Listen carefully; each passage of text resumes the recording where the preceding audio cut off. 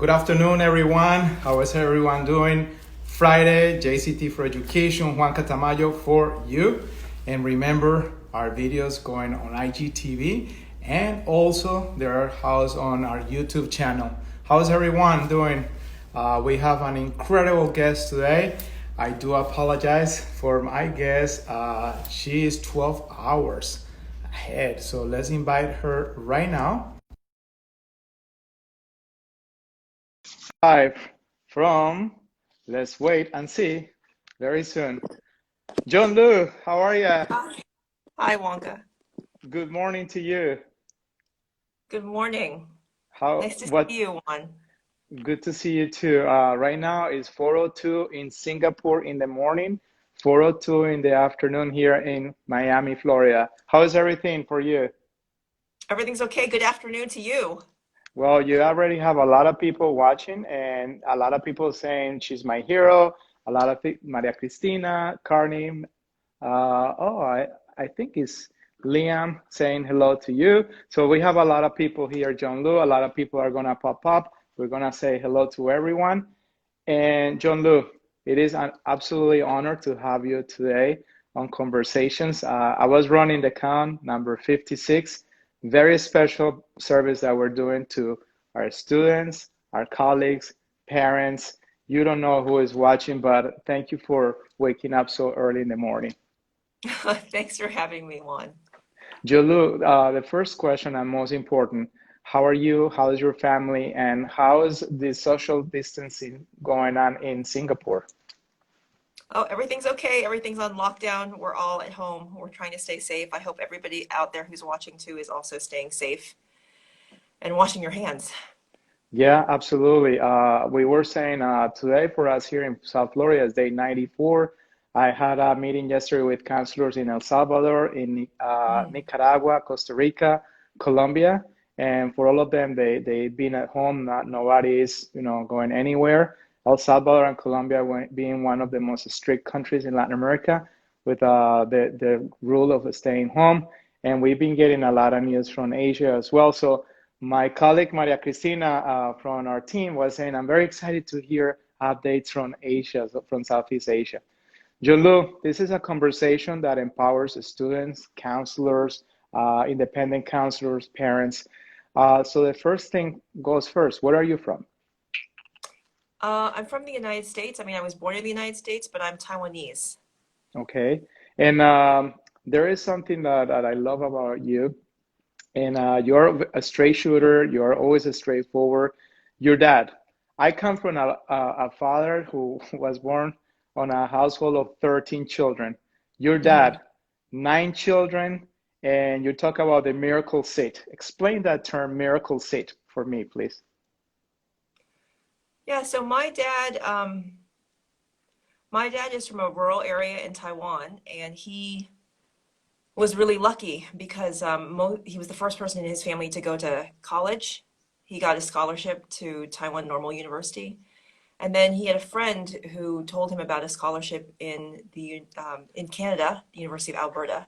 And so then he went there on the basis of that information. And I mean, to me, it's a miracle seat because, Juan, like the business you and I are in, like we're college counselors and we facilitate this sort of thing. So to me, it was really so miraculous that my dad was able to.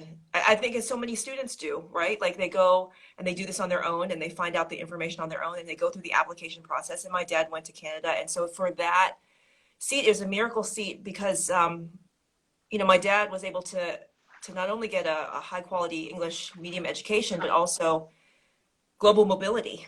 And Mm-hmm. then in a way, he got the scholarship, and I'm the beneficiary of that scholarship. Coming from a college-ready household, as we all know, being in the business that we're in, it makes a difference. It makes things easier for the subsequent generation. And so I am that subsequent generation for both my mom and my dad. My mom was also the first person in her family to go to college.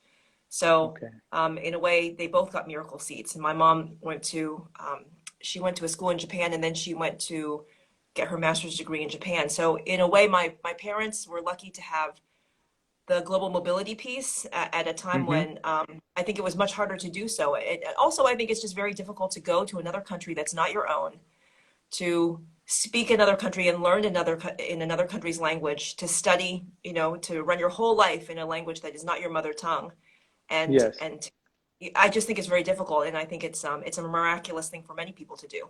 So Um, John Lu, where did your parents meet? Did they meet in Japan, Taiwan? Did they meet in Canada? Where did they meet? my parents met in Taiwan. They met in Taiwan?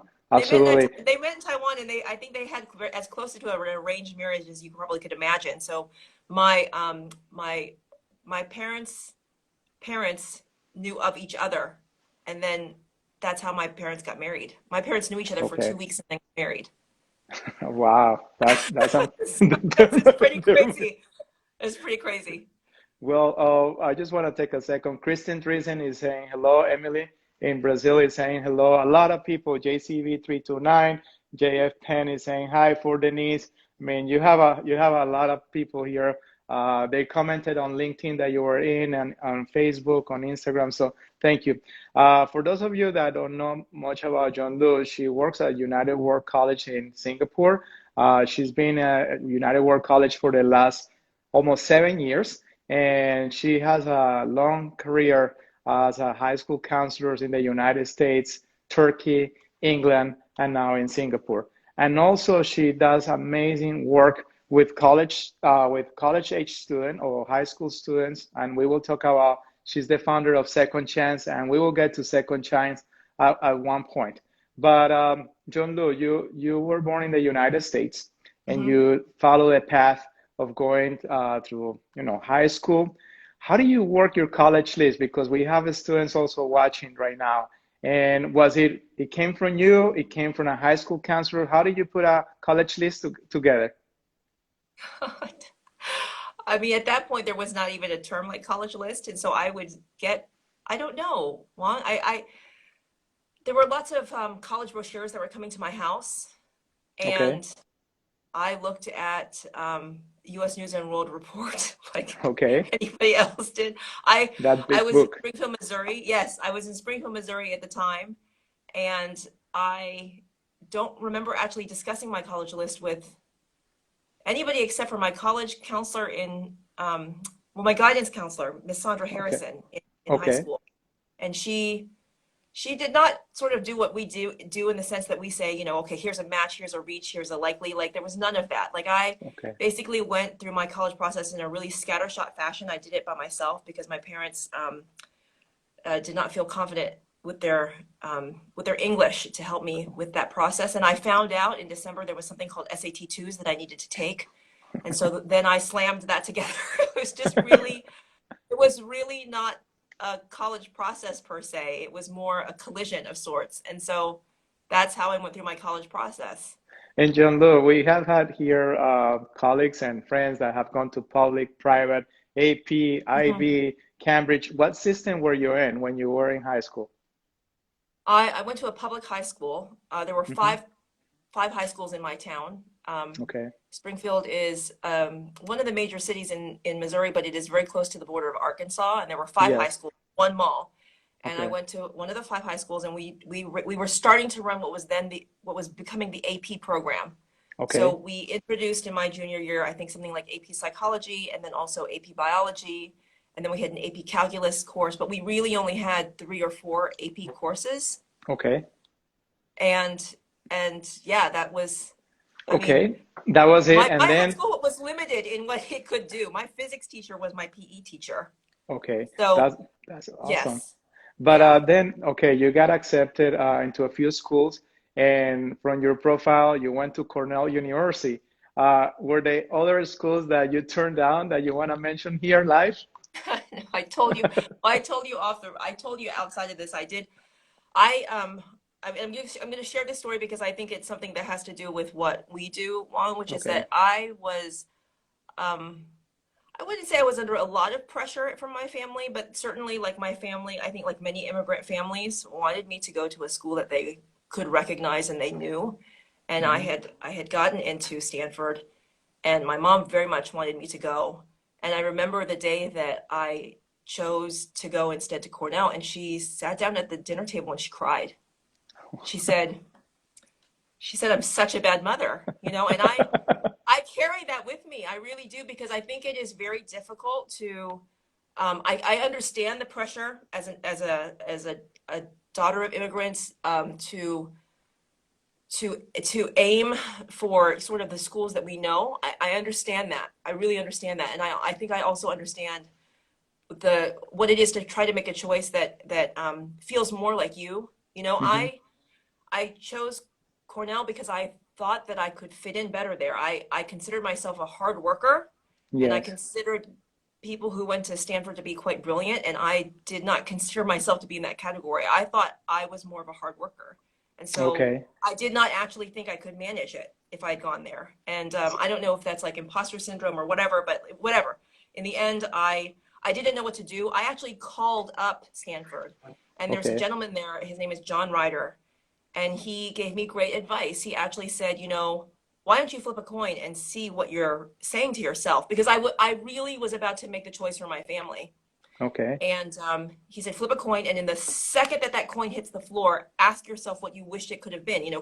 Like tails, I'm going here, heads, I'm going here, and I, and then I just knew that the more honest choice for me was going to be, and I was lucky to have that choice. I mean, I think many Wow. people don't have a choice in terms of like where to go, and so, anyways, off I went. Okay. Well, I think you and I were on the same boat because my parents wanted me to study mechanical engineering. I actually studied mechanical engineering for 1 year, and I went home and I say, I'm not studying mechanical engineering anymore. I want to study advertising. I want to study marketing, business. And my mom, the same thing. She was really upset, disappointed, Mhm. and she said, "Well, this is the it. I'm not gonna pay you for any other major but engineering." So I left the house at age 19, and that's where the journey started on my own. So, but now my mom goes like, "Oh my gosh, forgive me. I was such a bad mom. I do apologize." I say, "Mom, don't worry. Everything was fine. I absolutely love the story." So I'm sure that your mom is fine now, isn't she? Yeah, my mom is fine now. Okay, good. Hello, mom. But anyway, so you go to Cornell and you say, "Hey, Cornell has so many wonderful majors," and you decided to major in English. Why English and no other major? I actually was one of those kids who knew that they were always going to that was going to be my major. Okay. I loved English in high school. I had a teacher, his name was Mr. Nichols, and he was probably one of the people in my life who I think impacted me the most. He made such an impression on me. My mom had stage 4 cancer when I was in high school, and I was in his class at the time. And he just made this space. He talked about things that kind of I could relate to and that I could extend beyond just like books in terms of what I was dealing with at home. And he, I don't know, I loved English. I loved words. I loved figuring out how to extract meaning. I actually didn't talk that much in class. I mean, I was very quiet. It was actually quite painful for me to speak up. Um, I didn't feel like I could ever raise my hand. I was always in fear that somebody was going to call on me. And Yes. but I really enjoyed listening to what people could say in class. I really enjoyed hearing like what their interpretation was. And I think I also liked listening to people's personal stories, like Hmm. what it was about them that would relate to something in a book that we were reading. And so I don't know, I just really loved it. And thank God my parents allowed me to do this, because I think Yes. that for many immigrants kids, I think that is not a choice. And so when I now think back of what they must have felt when I chose the humanities, right, and they let me Yes. do that, I'm grateful. I'm really grateful.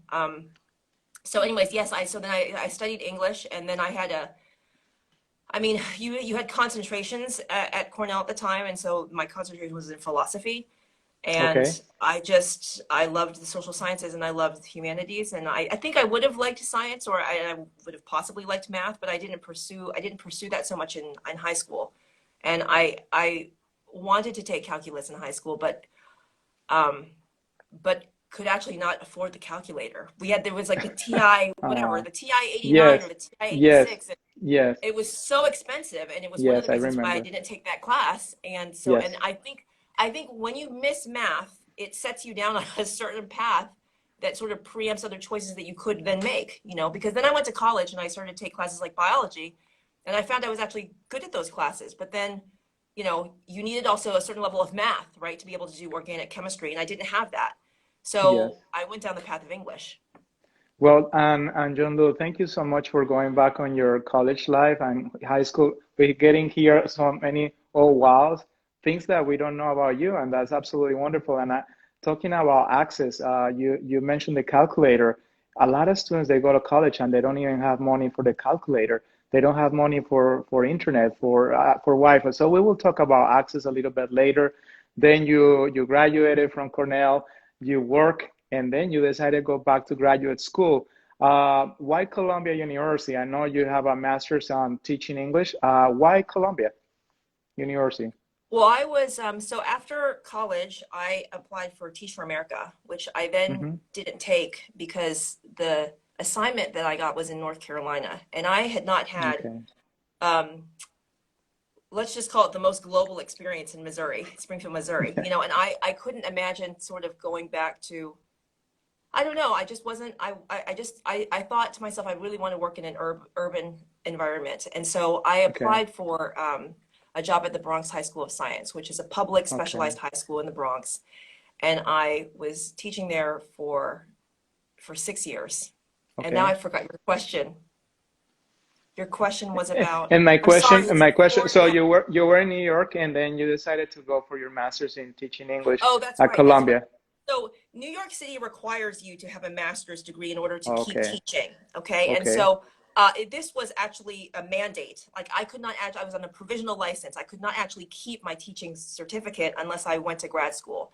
So I could either Okay. go to one of the grad schools that were in New York City because I wanted to keep my current job. Columbia at the time, Teachers College, had for the very first time a scholarship program called STEP. So you could Okay. actually teach during the day, go to grad school at night, and it was about half off. And then I put the rest of my tuition on a credit card, which I don't actually Okay. recommend anybody to do. And Okay. that is how I got through grad school. And I was, Wow. I had debt from my undergraduate degree because I was a full financial aid kid in college. And then Yes. I did this ridiculous thing where I put my master's degree like mostly on a credit card, and then was just trying to, because I wasn't making very much being in a public school. So Yes. anyway, Yes. that's how but it was done, and they gave me like a half tuition discount, and that's how I went. So I did that for 3 years while I was teaching. Okay, that's so good. And John Lou, there are so many students, including myself. Part of my second degree in college, I actually put it on my credit card. There are a lot of students on credit card Oh, so loans. you did it The, too, Juan. yeah, I did it. Don't worry. Back Yeah. then it was Chase. I believe it was Chase, and I put some of my summer program on that credit card, and I know how rough it is, but we work hard. I was a waiter, and with that money, waiting tables and being bartender, I pay for part of Yeah. my education, helping my parents because my parents did help me. All parents they have a small, large, whatever budget, so I know how it feels. So then your counseling career took off. I mean, United States, England, Turkey. Actually, Nazan is right now with us. She just joined from Oh, Turkey as well, and she say hello. And oh, you have. I think this Nasılsın? is yes. You see, Sarah, I have here. I think Christy Kopp is also here. I mean, you have a lot of friends that are joining right now. Hello, Sarah. But with that, you've been saying to the students, I've been watching your videos and so forth. You went to college, or a third grader will say to you, John Lou, you went to college to help the students to go to college. When did you feel that call that you wanted to be a high school counselor to help students to go to college? So when I was at Bronx Science, my third year there, I mean, all English teachers got asked to do what we called back then college mentoring. And if you were a college mentor, you got a desk.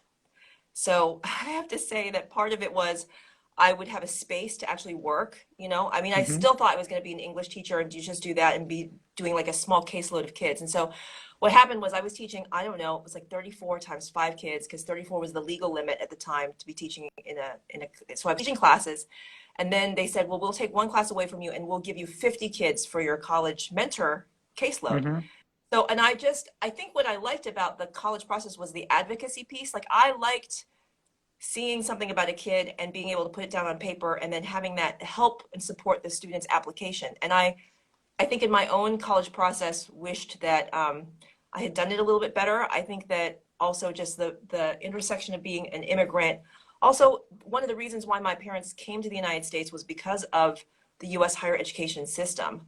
I mean, so many people do this around the world. It's just not just Yes. tied to the dream, but it's also tied to the kind of education that people perceive that you can have, right? And so all of this was kind of, I think, wrapped up or at least informed my choice to then say yes to being a college mentor. So I was a college mentor and an English teacher for 3 years at Bronx Science. Okay. And then I was looking for an opportunity to go abroad because I felt something was missing, but I didn't know what it was, and I couldn't put my finger on it. And then I just started to apply for a couple of different things. So I applied for the Fulbright. I didn't get the Fulbright. I applied for through Search Associates. I applied for a couple of jobs that year, and I got a job offer in Pakistan, which I didn't think was going to be the safest place. And then the following year, I got a job offer in Turkey. And I accepted that role because Larry Turns, who was there, was so welcoming to me on the phone. And I Googled him and I had seen what his office could do. And I liked the idea that it was a Turkish national school and that I would learn more about that it wasn't an international school per se, like it was a Turkish national school. Everybody in the school was going to be Turkish. All the kids were going to be Turkish. I liked the idea of seeing what that would be like, from my Hmm. point of view. And so off I went, and I think it was such a special experience because, first of all, that office changed my life. I mean, if that office Okay. is right, I would just like Larry and Asaman to know that they changed my life. That year in that office changed the trajectory of my life. And just seeing what they did with financial aid students. Like Larry said to me one day, he was like, Joan, where you can make the most difference is with financial aid students. Hmm. And I saw the kind of work that they did, and it was like so precise and at the same time almost like an art, and the advocacy that they did, and also the Turkish community, the counselors, like how they worked together, how welcoming people were to me. It was like for the first time I kind of really felt like, wow, I can actually say something. It was the first time Yeah. in my life I started to really speak up. Okay. And I think that had a large part to do with like Turkish culture, the welcoming of the culture, me not feeling always like a minority in spaces. And even though technically I was a minority in like the Turkish school, I was the only Asian in Yeah. the school, right? And I I think that changed how I looked at also U.S. education. I could see how valuable it was to people. I could also see, like, for example, I had a couple of Jewish students. They would apply to Brandeis. I saw Brandeis in a new way because I thought, oh wow, like this is almost like a sanctuary for students in Jewish students in Turkey. Like, so it was just a Yes. really interesting vantage point from which to view an education that I had had, but they didn't, almost like I kind of knew was important, but didn't realize it until I then myself was back, like where my parents were, like overseas. Yes. So Yes. yeah, Wow. sorry, that's a long answer, very long answer. No, I'm no, sorry. that's absolutely wonderful. So your trajectory move around, and then how did you ended up in Singapore? Okay, so from Turkey, I went back to the United States because I thought, oh, I need to go back to the United States. I went to another Correct. country called New Jersey, and then Yes. I then I went back to Turkey. Yes. Then I went to England. I was in three England. years in England, and then I was watching kind of the UWC movement because when I was in Turkey, people would go to UWC in Mostar, and I was like, why are people spending 4 days in Mostar for one school? And I'd Yes. heard about it, and people had said to me, I like various people in the industry had said, oh, you would be, I think you align with UWC and its mission. And then, Yes. so then, one of my colleagues, when there was a position that came up here, she called me and she said, oh, we have a position that's open. I think you should apply for it. And Wow. so then I did, and then I had my first interview, and then my dad got very sick. We were at the CIS conference. I Hmm. can't remember where that CIS conference was. I How want many to say years it was ago was that? Monaco. Okay. Oh, this was in, I can't really remember. I can't even Okay. remember. No problem. It was about seven years ago, Okay. and Okay.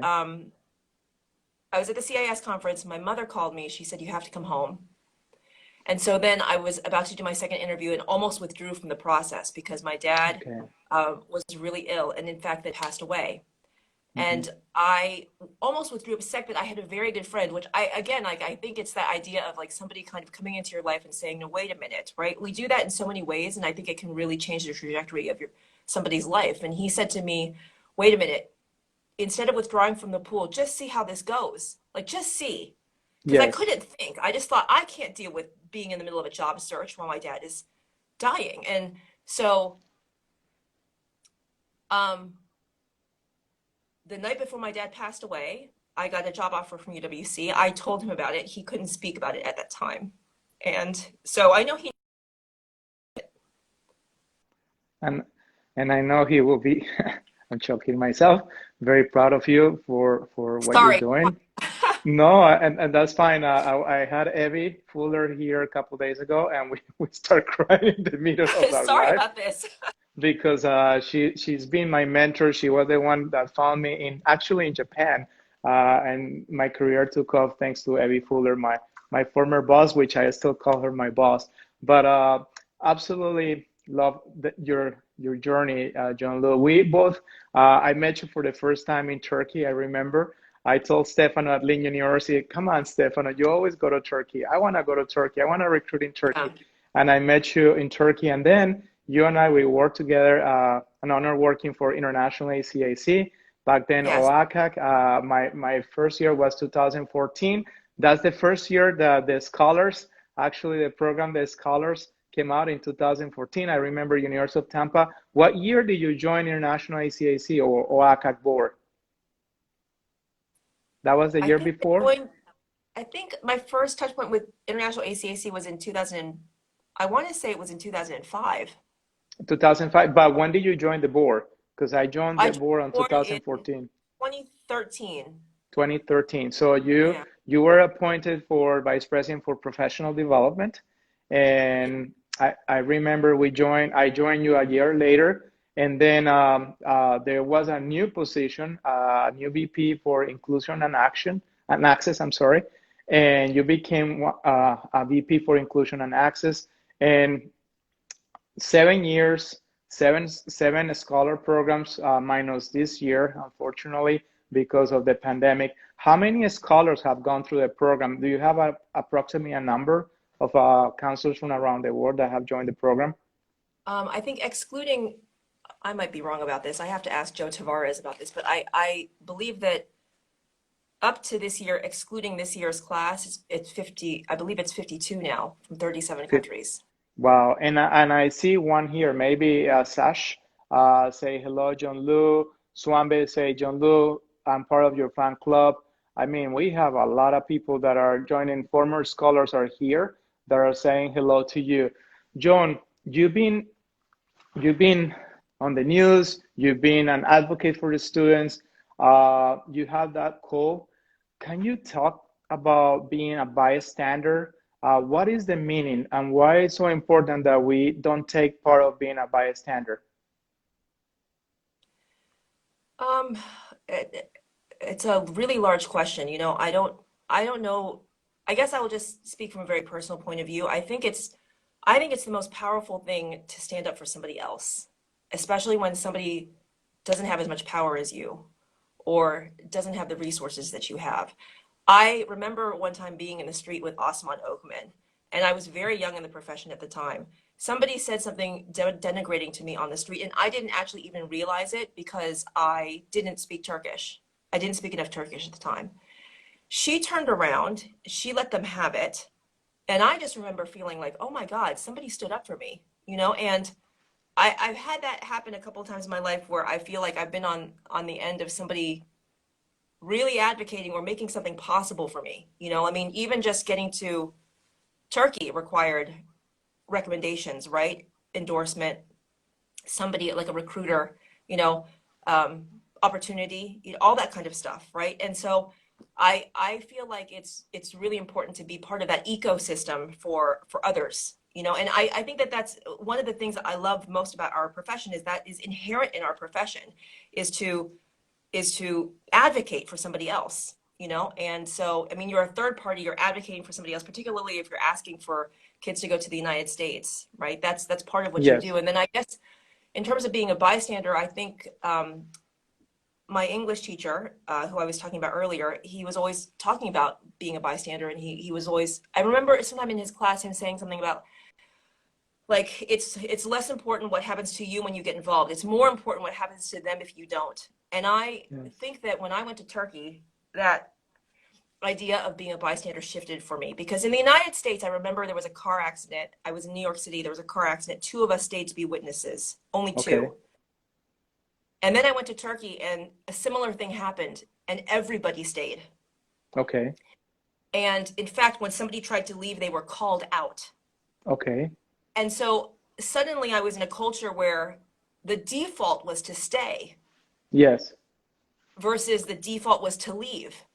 And Yes. I think that and also just the people that I was working with, they also I think that they stood up for me in so many different ways in terms of having me be integrated as a foreigner into the community, integrating me to families, welcoming me, introducing me.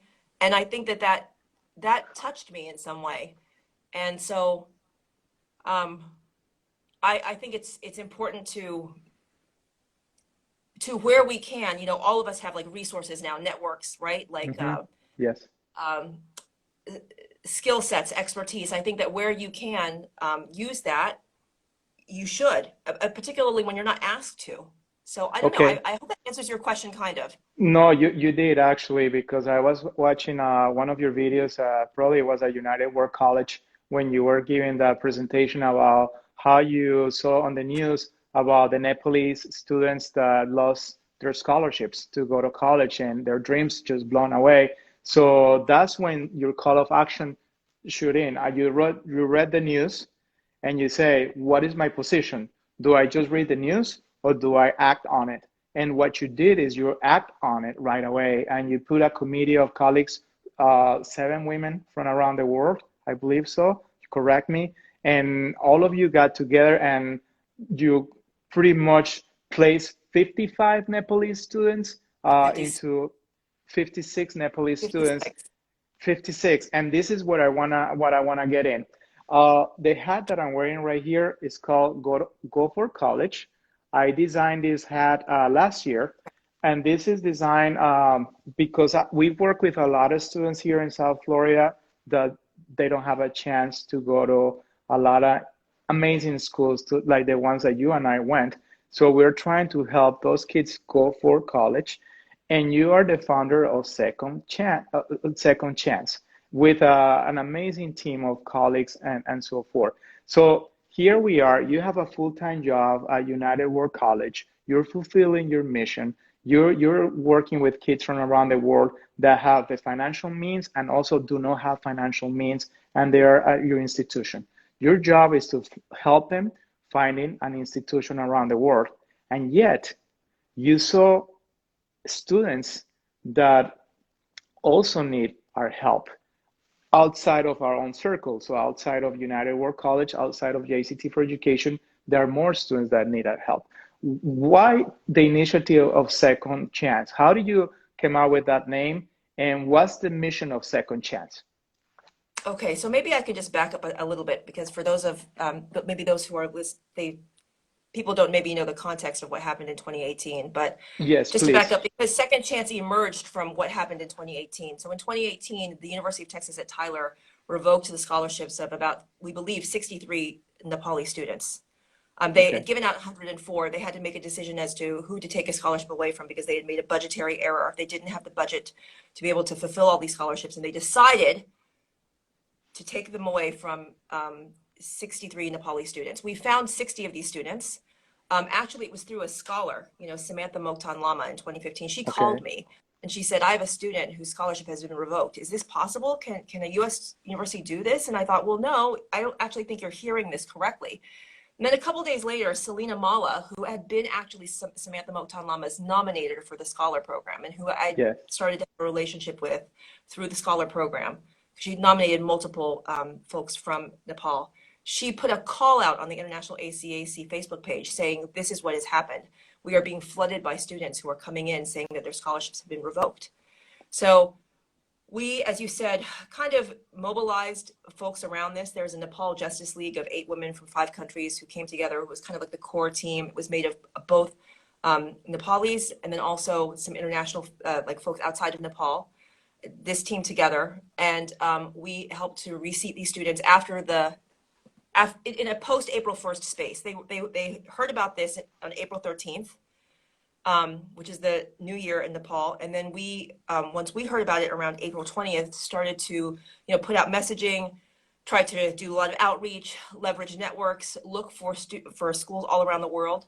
And we learned a lot in that space about what it is to seat students who need a lot of aid after April 1st. By accident. We learned it by accident Yes. because we were in the middle of a crisis. Like we weren't thinking to ourselves, this is going to be a learning opportunity. We were trying to actually seat students, right? And I saw this as a real higher education crisis, like it was a crisis to me because I It's a thought, my God, crisis. it's not just 63 kids. It's like their generations. Like it's like if that had been my dad, I then wouldn't have had I would have been the first then in my family to have to try to go to college, right? Like it would just Hmm. set my family back a generation. So I'm seeing all this. And then what happened in 2019 is we had a couple of kids come to us who had seen all of that in the press, and they said, oh, well, we don't have any seats.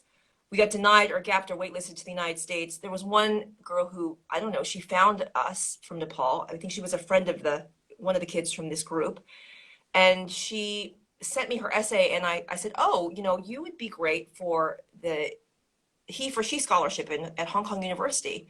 Yes. And she is there now. She is there now as a freshman. And so then we thought, oh, could this be a thing? Like, could this actually be a thing rather than sort of like a crisis or an ad hoc situation where kids are coming to us? I mean, we seated those 8 kids from last year. We decided this year for it to be intentional. And so we looked for students who were in this situation. We called up a couple of Education USA offices and we said, who do you have who is homeless? They've gone through their Okay. process. They needed financial aid. And they're homeless because their EFC is so low. Their estimated family contribution is so low. It's like 0 to 5,000, let's call it. Very low, but very high achieving. So what we did was we gathered these students into a cohort. We built a team. The team is a team of 8. It's folks that you recognize: Tiffany Knight, Lucian Giordano, Emily Dobson, of course, Preeti Rajendran, Robert Kostretsky, Mala Swaminathan, and Sam Jong. Half of us have sat on some sort of board in our Hmm. profession, and then the majority of us were there in the Nepal situation. So we're familiar with the post-April 1st space, let's call it. I think we're also really familiar with taking a global strategy, a deliberately global look at trying to get financial Yes. aid. So one decision that we Yes. made very early on with those Nepal kids in 2018 was we said we are taking a global strategy here. We are not going to focus all our efforts on the United States. We just knew that was going to be impossible to get aid Yes. afterwards in the United States. And so we seated those kids in multiple countries in 2018. We seated them in Canada, the US, Australia, South Korea, Qatar, Germany, and then also some kids stayed in Nepal, right? And so the idea of second chance is you get a second chance to get a high quality English medium education somewhere else in the world. You've been denied, gapped, waitlisted in the United States. You are very high achieving, very low income. Let's see if we can get you somewhere else in the post April Okay. 1st space. So Okay. now, cohort 1, we had 10 kids. We seated 9 of them, Okay. and they are now in Hong Kong, South Korea. We did have 2 kids get to the United States, actually. Okay. We thought that was quite miraculous, and Mauritius, and Wow. also Ghana, So the idea is for Wow. students to geo-swerve, but to still have access to a higher education in English, still have access to global mobility. And students often aren't aware, for example, the dominance of the US higher education narrative. It is so ubiquitous. Students aren't aware there are actually other options out there for them that actually can come with full tuition, room, and board. So now Okay. we are working on cohort 2 because we are in this strange situation where we have now more scholarships than students. Oh, wow. And we are we are trying we are trying to build a two-sided market. Okay. If you are a student who has means, you can apply after May 1st in the United States and be okay, but not if Yes. you're a low-income student, especially Correct. if you're a low-income student and you're international. So but the dream is, can we build a two-sided market, especially now that May 1st is a little bit wobbly in the United States, Okay. um, for students to have opportunities before and after May 1st, before and Okay. after April 1st, in a sense, right?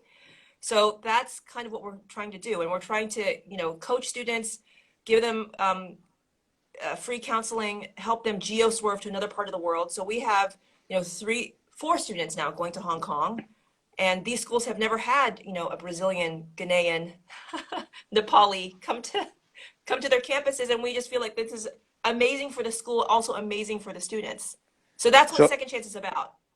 So, John Lu, if the students are watching, high school counselors watching, and so forth, they want to volunteer, they want to apply for a second chance or even a third chance opportunity, where do they go? Are you guys building a website? You have social media Yeah, yet? What's going we're on there? building a, we're building a website. We're kind of building the ecosystem as we go, Wonka. I mean, like we actually have, I mean, if you're listening out there and you're a student who is in this category, okay, you are grade 12, you tried for the United States, you did not make Yeah. it, then maybe there's a way in which, Wonka, I don't know how to do this, but either on Instagram, they can tag either me or you, and then we can send them information about this. Hmm. And so, because we are still taking a few more applications like this weekend. So, I mean, the window is tight, the window is small, but still there is an opportunity. Or if an advocate out there is listening to this, you're a counselor and you have a kid who's in this exact same situation, then maybe we can, I don't know what the best way to do this is. Like, this is We my can first time on help. Instagram. One. And remember, You this can is help me going with the live. mechanism here. We help Yeah. you. No, what I've been telling universities and colleagues, I see a student here, Pedro Pablo is here, Flying Dutch in Mexico. He amazing. Of course, you are part of it too. He's saying that to Emily Dawson. But I guess our Z generation, they are on Instagram right now more than ever before. They are in a snapshot. And I tell colleagues the other day at university, say, can we do a live on Zoom? And I say, no, no Zoom. We are where the students are. They are right here, and they're navigating. So I'd be more than happy to help you guys with your Instagram, whatever we can do. You see the logos and so forth. Do you guys have a logo yet, or working on it?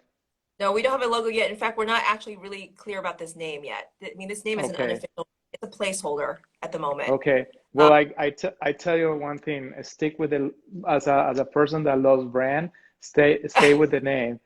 Because okay. you just create it, and you have to have a little baby that says third chance. But I guess it is such a fascinating project what you're doing, and from my side of the world, count me in. I want to help you as much as I can. This is really really cool, and I have a very you love philosophy. I love philosophy and also economics, and I want to ask you a deeper question. So we're going through recession. We are. I was just talking to a vice president of a university, very informally off the record, and he said, "Juan, I'm really sad. I just laid off a lot of employees, and I see small universities, colleges around the world disappearing because of this financial sustainability. Uh, Forecast 100 to 200 colleges or institutions in the United States might disappear in the next 5 years because of the what is happening right now. Second Chance, of course, is looking for financial aid from around the world, not only the United States.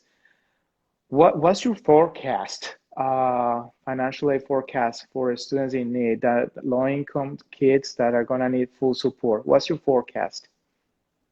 Well, what we saw this year unofficially in terms of like conversations with reps is that budgets contracted, right? Okay. People Yes. were furloughed or laid off, budgets contracted. So did financial aid budgets, and financial aid budgets in particular for international students, because these are budgets that are at many times housed within the university. They're not Hmm. delivered from the federal government, right? And so my Yes. message to all of the students who are out there listening is when you apply next year for financial aid, please, as much as possible, take a global approach. Like look at the United States, but also look beyond the United States. Because I think Okay. that we are looking at next year and at least the next 2 years, the most ruthless, and I really mean that, the most ruthless competitive. So, if you're applying for a need aware meets full need institution, like a liberal arts college that can basically support a student who's zero EFC, of course, the trade-off to that is that it's incredibly competitive, right? Yes. Maybe at these schools, the acceptance rate is one for financial aid students who are international. I think it's going to be even harder than that Mm-hmm. next year. Yes. So I would Yes. really urge kids to um, go beyond the usual suspects, look at more countries in the United States. You know, again, Mm-hmm. like I said earlier, I think that the US narrative is a dominant narrative, but to look at Europe, you know, to look at the Middle East, to look at Africa, there are now liberal arts colleges in Africa. There's a new liberal arts college in Bhutan. Oh, I wow. mean, there are liberal arts Wow. colleges in India. There's a liberal arts college in Pakistan now. Yes. So I think that they're all in English, you know, and I really think that every opportunity to be mobile helps you, Okay. right? Okay. So I think that Yes. I think every country you have something to learn from. So if you can be open-minded and say, okay, I'm going to look at multiple countries, not just one or two, then I think your chances of getting a fully funded seat or at least full tuition somewhere can then be increased. Okay. John That's Doe, my Shima, forecast and that's my advice. Yeah. thank you. Shima Ijaku says hello to you. She just signed in. John Doe, I think there is a big reform coming in higher education, not only in the United States but globally. Um, I've been taking a course, a global counselors course with EA in Spain, and 1.7 billion learners around the world. That goes from kindergarten all the way up to grandmas that are cooking, doing cooking classes, you name it, certificates, short terms, and so forth. Right now, Mm. the world has 17% of that 1.7 billion learning online. But the year 2025 is going to be 50%. The job force will require 68 million teachers to supply the demand on online learning. So there is a deeper conversation. So let's give an example. NYU, Northeastern, they get thousands of applications for a few seats, 5,000, 7,000, 8,000 seats per year. So what happened to the other thousands of students? So why not to offer online education to those students? So your student in Nepal, our students in Colombia, the students in Mexico, in Bhutan, in Singapore, and so forth, they have access to education. Yet they don't have the financial means to travel to the United States. But why not to get an online degree from home? And then maybe have an opportunity to do a study abroad in New York City or in India or something like that. So there is a big conversation coming up. I know there are a lot of thinkers around some tables somewhere around the world, but institutions that are getting large number of applications and turning them away, I'm sure they're gonna say, now we're doing something wrong. We're doing something really, really wrong. So I think that's another conversation for another time. The second chance Mm. need to help out with that conversation of online education from those institutions around the world. Because yes, low income kids, higher achievers, I work with a lot of kids that are no higher achievers. I work Yeah. with a lot of kids with C's. They're grade C's. They are 60s or 70%, and they also require a second or third chance. And I have Yeah. seen CS students being very successful once they are given an opportunity in college. So we got to take place on a deeper conversation. Of course, everybody wants the top of the top, but I'm really worried and concerned about our CS students, our even D average, B averages, B minus, C pluses.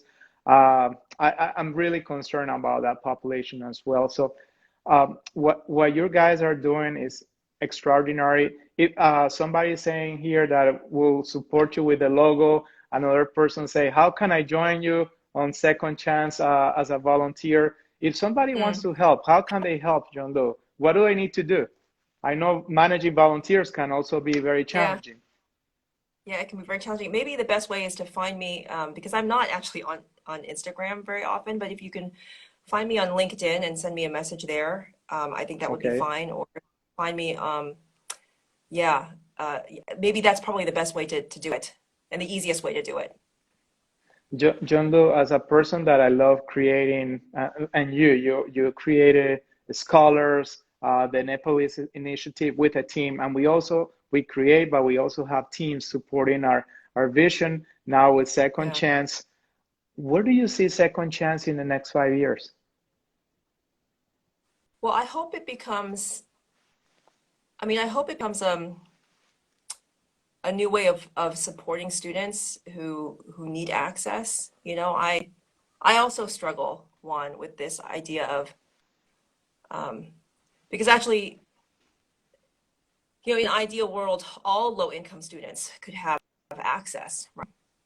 And so, and the reason why I think our focus is sort of necessarily high achieving low income students is because of the scholarship, you know, because the Hmm. ecosystem is requiring that they be at that level to be able to get the higher scholarship so that barriers are removed, right? But what are we doing for students who are low income but don't have that, right? Hmm. Yes. Because of systemic issues also. So yeah, I don't know where Second Chance is going to end up in 5 years. I hope that we can help people question the ways in which we do support low income kids. I mean, a lot of people are in the August to April space, and I have been asked the question, you know, why aren't you in that space? Like, why not just help people during the regular cycle, right? And I just think that there's so good people in that space. You know, I know you've Hmm. had, for example, Rebecca Ziegler-Mano on, who I think she's a personal hero of mine.